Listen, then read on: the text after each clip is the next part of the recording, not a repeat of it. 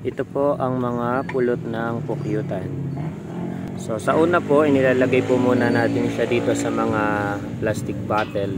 Ito po ay mga bago, na mga lagayan.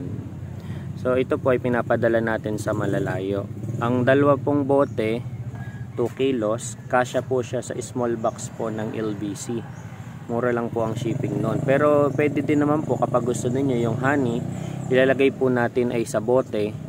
So pag po siya ay nasa bote ng 750 ml or 1 liter, ay hindi po siya kasya sa small box. So ang nagkakasya po kapag 1 kilo lang ay isang box po yun. Isang box ng LBC na small box, tapos isang kilong honey. Pero pag ganito pong nasa plastic, ang dalawa po ay kasya sa small box. Ang shipping po noon ay mga 95 to 110. So yan, pero ito pong mga bote na ito ay hindi po yan nagagamit. Yan po ay nabibili na mga hindi pa po nagagamit. Ito pong mga honey na ito, yan, meron po siyang bubbles. Yung kulay po lagi ng honey ay hindi po laging ganyan.